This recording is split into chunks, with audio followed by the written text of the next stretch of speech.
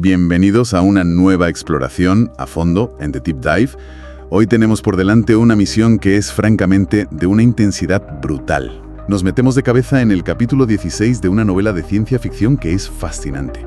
Se llama Insights a la zaga de un viaje apresurado del autor J.P. Morles. Y bueno, es una elección fantástica, porque este capítulo en particular condensa, casi como una olla a presión, todas las ansiedades de nuestra época. Es que funciona como un espejo hiperrealista de los dilemas contemporáneos. Nos plantea la pregunta definitiva que resuena ahora mismo en la comunidad científica y, en la calle también. ¿Invertimos absolutamente todo en salvar la Tierra o asumimos la pérdida y escapamos a Marte? Para quienes buscan estar bien informados sobre estos temas, este análisis de hoy es una mina de oro. Pues sí, porque vamos a destilar conceptos científicos muy reales.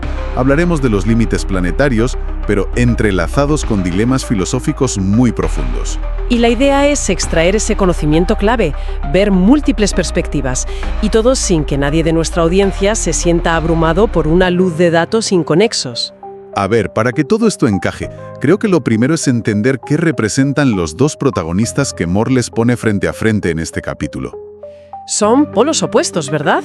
No podrían ser más opuestos. Por un lado, tenemos un ecologismo militante, casi punitivo, y por el otro, un tecnoutopismo hipercapitalista llevado al extremo absoluto. Madre mía, la mezcla promete. La primera figura que nos lanza el autor es Gracie Bathysfer, conocida por su alias Thunder's Lightning. Un nombre muy evocador, por cierto. Totalmente. Es una militante medioambiental intensísima, de estas que lideran fuerzas políticas para frenar la contaminación, cueste lo que cueste. Pero hay un detalle en su biografía que me dejó de piedra al leerlo. El tema de su salud. Sí, resulta que su obsesión por medir el termómetro del clima constantemente, yendo de reunión en reunión, le provocó unos picos de estrés tan salvajes que sufrió un colapso neurobiológico total. Una sobrecarga del sistema. Literal. Y a raíz de eso recibe un diagnóstico de síndrome de Asperger. El autor la convierte en una especie de heroína con un eslogan icónico que es textualmente "Stop gases de efecto invernadero". Fíjate que lo fascinante aquí es el contraste milimétrico que Morles diseña con su oponente, con Noah Walker. Si creéis está anclada a las raíces de la Tierra, Noah es todo lo contrario. Es el arquetipo del magnate de Silicon Valley, ¿no? Exacto. Es un visionario mediático, un magnate tecnológico que afirma haber tenido una especie de mandato celestial. Él está convencido, al 100%, de que su misión cósmica es salvar a la especie humana. Pero a su manera. Claro, convirtiéndola en una especie interestelar. Y hay un puente narrativo brutal que crea el autor. Ambos personajes comparten una condición de neurodivergencia. Tienen una marcada falta de empatía social y lo que el texto llama una trepidante sinceridad. Es que hablan sin ningún tipo de filtro. Cero tacto. Cero. Al carecer de esa capacidad para las cortesías sociales o, digamos, el fingimiento, el debate se vuelve químicamente puro. No hay paños calientes. Ninguno.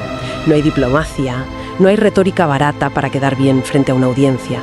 Es una colisión frontal de verdades absolutas, lo cual es un recurso literario brillante para exponer ideas muy complejas. Y esa necesidad de pureza, de crudeza total, los lleva a tomar una decisión curiosa nada más empezar el capítulo. Deciden que este debate tiene que ser cara a cara. Huyen de las pantallas. Sí, huyen del mundo virtual, al que el texto describe de una forma muy bestia, como un purgatorio colectivo y venenoso, lleno de gente tecleando odio. Quieren verse las caras en el mundo real. Pero eligen un sitio muy peculiar para montar este campamento base, ¿verdad? Sí, se van al Stata Center del Instituto Tecnológico de Massachusetts, el famosísimo MIT. ¿Por qué precisamente ahí? La elección del Stata Center es una genialidad tanto arquitectónica como literaria. Para quienes no tengan la imagen mental, es un edificio diseñado por el arquitecto Frankie Gehry. El del Guggenheim de Bilbao. El mismo. Y este edificio del MIT es el estandarte de la arquitectura deconstructivista y posmoderna. Tiene formas irregulares, paredes inclinadas, techos que parecen chocar entre sí. Parece que se va a caer. Esa es la clave. Visualmente da la impresión de ser un edificio que está a punto de colapsar, que se está cayendo a pedazos. Morles utiliza este espacio físico como la metáfora perfecta del colapso de los ecosistemas mundiales sobre los que están debatiendo. O sea, están sentados literalmente dentro de un derrumbe inminente. Exactamente. Vale, vamos a desglosar esto, porque el debate en sí es intenso. Una vez que toman asiento en esas poltronas, y ojo, manteniendo una distancia física enorme para no contaminarse intelectualmente el uno del otro, Grease pasa al ataque. Y no se anda con rodeos. ¿Qué va? No usa opiniones, lanza una ofensiva de datos puros y duros, recita de memoria la radiografía de la Tierra basada en los 9 límites planetarios. Yo entiendo que esto se basa en ciencia real, ¿no? Total y absolutamente real. Es un marco conceptual desarrollado por científicos de la vida real para definir el espacio operativo seguro de la humanidad. Digamos que son las líneas rojas. Básicamente, son los 9 sistemas de soporte vital de la Tierra. Si cruzamos esos límites, entramos en una zona de altísimo riesgo de cambios ambientales abruptos e irreversibles. Y Grace utiliza esta radiografía para demostrar que el paciente, nuestro planeta, está en la UCI. Y el repaso que hace es implacable, te lo digo. Empieza por el aumento del CO2. Menciona que la temperatura global ha subido 1,3 grados centígrados y remarca con mucha fuerza que esto pone fin al clima benigno del Holoceno. Que no es un dato menor en absoluto. El Holoceno es esa ventana de estabilidad climática de los últimos 10.000 años que, de hecho, nos permitió inventar la agricultura y construir civilizaciones. Es como si Grace estuviera señalando que hemos destrozado la misma cuna que nos vio nacer. Tal cual. Luego salta la pérdida de biodiversidad. Habla de la 6ª extinción masiva, con 1 millón de especies en peligro de extinción, de un total de 8 millones. Una barbaridad. Sigue con el cambio en el uso del suelo, denunciando la deforestación masiva. Y el cuarto límite son los ciclos de nutrientes, que dice que están reventados por el exceso de fósforo y nitrógeno de los fertilizantes agrícolas. Y ahí es donde da la primera estocada. Sí, porque afirma rotundamente que estos 4 primeros límites ya los hemos cruzado, ya están en rojo parpadeante. Y cruzar un límite planetario significa entrar en terreno desconocido. Es jugar a la ruleta rusa con el ecosistema global. Pero fíjate que Morles no deja el panorama completamente a oscuras, porque el 5.º límite que expone Grace es el único resquicio de esperanza. Habla de la capa de ozono. La capa de ozono, el gran triunfo diplomático y ambiental. Subraya que es un éxito absoluto que se está recuperando gracias a que, hace 30 años, hubo voluntad política para prohibir ciertos químicos. Es como si Grace le dijera a Noah, oye, si queremos podemos arreglarlo. Es un argumento de agencia humana. Grace usa el ejemplo del ozono para demostrar que la inacción actual frente al cambio climático es una elección consciente, no una fatalidad inevitable. Claro, pero la tregua en su discurso dura poco. Vuelve a la carga rapidísimo. 6.º límite, el agua dulce. Solo nos queda un 2,5% disponible a nivel global. Un recurso crítico. 7.º, la acidificación de los océanos, que está aniquilando los arrecifes de coral y ralentizando las corrientes de aguas frías. 8.º, la contaminación por aerosoles, estas partículas en el aire que matan a cerca de 1 millón de personas al año. Las cifras son aterradoras. Y el 9.º límite, que te confieso que es el que más me impactó al leerlo. Lo llama la incorporación de nuevas entidades. Un término muy aséptico para algo terrible. Demasiado aséptico. Hablamos de microplásticos y elementos radioactivos que ya están nadando libremente en el torrente sanguíneo humano. O sea, es una locura. Y es vital entender la táctica retórica de Grace aquí. Ella no escupe esta lista catastrófica para generar pánico o derrotismo en la sala. Todo lo contrario. Su objetivo es arrinconar a Noah y exigirle responsabilidad incondicional. Quiero obligarle a mirar el desastre. Exacto. Desde su ética militante, si la humanidad rompió estos 9 pilares, la humanidad tiene el deber moral absoluto de quedarse en la Tierra y restaurarlos. De hecho, ella pasa a atacarle a nivel psicológico. Le dice que su plan de huir a Marte nace, y cito textualmente de la novela, del núcleo central del miedo. Una acusación muy directa. Le argumenta que el pánico a la extinción le ha apagado la corteza prefrontal del cerebro a Noah. O sea, que el magnate tecnológico, el gran visionario y salvador, en realidad está huyendo como un cobarde porque está aterrado. Le está diagnosticando un bloqueo evolutivo delante de sus narices. Le dice que el miedo le impide ver el trabajo de sanación y reparación qué hay que hacer aquí y ahora. Aquí es donde la cosa se pone realmente interesante, porque cualquiera esperaría que Noah se defendiera negando los datos o minimizando el daño, que suele ser la táctica habitual de los negacionistas. Pero Noah no es un negacionista clásico. En absoluto, él acepta que Marte es un infierno. Reconoce abiertamente que allí vivirían enterrados en cuevas subterráneas para protegerse de la radiación inclemente del espacio. Y aún así prefiere eso. ¿Sí? Le responde con una frialdad pasmosa que, en el fondo de esa cueva opresiva y oscura, reside el mayor tesoro. Lo llama la supervivencia. ¿Cómo justifica este hombre que abandonar un planeta vivo por una cueva radiactiva sea una buena idea? Bueno, la pirueta argumental que hace Noah es lo que convierte este texto en algo tan brillante. Noah no ve el colapso ambiental como un castigo por nuestros pecados. Él no tiene esa culpa judeocristiana, digamos. Para nada. Introduce un contexto histórico fascinante. Le recuerda a Grace que al final de la Edad del Bronce, civilizaciones enteras en el Mediterráneo colapsaron de la noche a la mañana por ciclos volcánicos y sísmicos completamente naturales. O sea, mucho antes de la Revolución Industrial. Mucho antes. El planeta ya aniquilaba sociedades complejas por sí solo. Le está diciendo que la Tierra siempre ha sido una trampa mortal. Exactamente. La tesis de Noah es que la contaminación no es una anomalía vergonzosa de la que debamos arrepentirnos, sino un subproducto natural, casi matemático, de una especie que evoluciona hacia una fase artificial. Es una forma de verlo muy de ingeniero. Total. Argumenta que la Tierra está sometida a ciclos astrofísicos inmensos e incontrolables. Para Noah, aferrarse a la Tierra es como intentar seguir viviendo en una casa en llamas solo porque tienes buenos recuerdos de la infancia allí. La crisis, según él, es simplemente la señal de alarma. La señal biológica de que ha llegado el momento de la mudanza. Así de simple. Es una barbaridad de concepto. Despoja a la crisis climática de toda carga moral y la convierte en un mero trámite administrativo del universo. Hay que mudarse, punto. Y ahí entra el plan de ejecución. Claro. Y para llevar a cabo esta mudanza cósmica, Noah pone sobre la mesa un inventario tecnológico que es ciencia ficción súper dura. No habla de montar a unas cuantas familias ricas en un cohete con unas semillas y ya está. Va mucho más allá de la colonización básica. Detalla cosas loquísimas. Menciona neuronas iónicas artificiales, inteligencias artificiales conectadas directamente al cerebro humano, embriones criopreservados y copias de seguridad del ADN. Una reescritura total de la especie. Pero hay un término que usa que llama el monumental teatro tecnológico de la epigenética, que a mí me descolocó un poco al principio. ¿A qué se refiere exactamente Noah con todo este arsenal biológico? Vamos a traducirlo a algo más visual para que se entienda bien. Pensemos en el ADN de una persona como el manual de instrucciones básico con el que nace un ser humano. Vale, el texto base. Exacto. La epigenética sería como usar rotuladores fluorescentes, post-its y pegatinas sobre ese manual para decirle al cuerpo qué instrucciones debe leer en voz alta y qué páginas debe saltarse por completo, adaptándose al entorno sin cambiar las letras impresas del libro. Entendido. Noah sabe perfectamente que el frágil cuerpo biológico terrestre se desintegraría en Marte por la radiación y la gravedad. Así que su plan requiere modificar agresivamente esas pegatinas epigenéticas e incluso editar el genoma para forzar una evolución biológica en un laboratorio.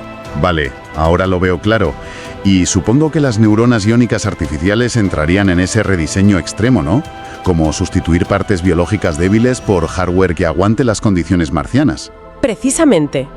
Noah no quiere transportar humanos frágiles, quiere rediseñar a la humanidad de raíz para que alcance lo que él denomina la velocidad de escape evolutiva. Necesita que mutemos. Necesita que el ser humano mute artificialmente para que respirar el polvo rojo marciano sea su nuevo estado natural. Es una visión transhumanista absolutamente radical. Pues llegados a este punto de la novela, la tensión en el auditorio del MIT es insoportable. Presenciamos el choque definitivo. Grace pierde los papeles ante este delirio de modificación genética. Es lógico desde su punto de vista. Y recurre a una metáfora histórica demoledora. Acusa a Noah de estar infectado por la misma arrogancia, la misma petulancia ciega que tenían los ingenieros del Titanic. La soberbia tecnológica. Le dice a la cara que él cree que su visión es insumergible, pero que ella ya puede escuchar el crujido dentro de la cabeza de Noah, sonando como el casco del barco partiéndose en dos por la presión. Le echan cara que su plan no es evolución, sino un desgarro de la vulnerabilidad que nos hace humanos. Y la réplica de Noah Walker frente a este ataque emocional tan potente es uno de los momentos más fríos y calculadores de todo el texto. Te hiela la sangre. Noah no se enfada ni levanta la voz. Asimila la metáfora del Titanic, mira la inmensidad de la sala y le suelta una advertencia brutal. Dice, como ocurrió con el Titanic, en esta tragedia no habrá botes salvavidas para todos. Uf, menuda frase para soltar en un debate. Es escalofriante porque es la admisión explícita de un segregacionismo de supervivencia. Totalmente. No asume con absoluta normalidad y sin pestañear que la salvación tecnológica que propone requiere dejar morir a la inmensa mayoría de la población terrestre. Su arca espacial tiene un aforo muy limitado. Solo para los elegidos o los que puedan pagarlo, imagino. Si conectamos esto con el panorama general, vemos emerger el conflicto filosófico central de la obra. Grace y Noah representan dos formas irreconciliables de entender nuestro lugar en el universo. Dos religiones distintas casi. Se podría decir así. Grace defiende que el viaje de la humanidad debe ser fundamentalmente un viaje espiritual. Implica reconciliarse con los límites de la Tierra, restaurar el daño causado y aceptar nuestra interdependencia con la biología natural y frágil. Para ella, el culto ciego a la tecnología nos vacía por dentro, nos deshumaniza. Noah, por el contrario, ve la evolución como una expansión puramente física e intelectual. Es pura matemática biológica destinada a conquistar los 2 billones de galaxias disponibles allá afuera. Para Noah, quedarse a reparar la Tierra es una rendición nostálgica. Marcharse y mutar es cumplir con nuestro deber cósmico. Claro. Visto así, es imposible que lleguen a un acuerdo. Hablan idiomas morales diametralmente distintos, y la cosa termina de estallar con el insulto final de Grace. El clímax del capítulo. Sí. Superada por la indignación y la frialdad de su oponente, le espeta que la única frontera que va a cruzar es la puerta de un hospital psiquiátrico. Lo llama directamente loco desquiciado. Y ahí, ¡pum!, se acaba la conversación. No hay apretón de manos. ¿Qué va? El autor describe cómo abandonan el Stata Center por separado sin lograr alinear sus posturas ni un milímetro, dejando atrás lo que él llama escombros epistémicos. ¿Qué significa exactamente esa imagen tan poética? Escombros epistémicos es un término maravilloso. Se refiere a los pedazos, a las ruinas que quedan cuando dos sistemas de creencias absolutos chocan a toda velocidad y se hacen añicos. Como dos trenes de frente. Morles nos está diciendo que este debate no produjo ninguna síntesis, ninguna solución intermedia, ningún terreno común.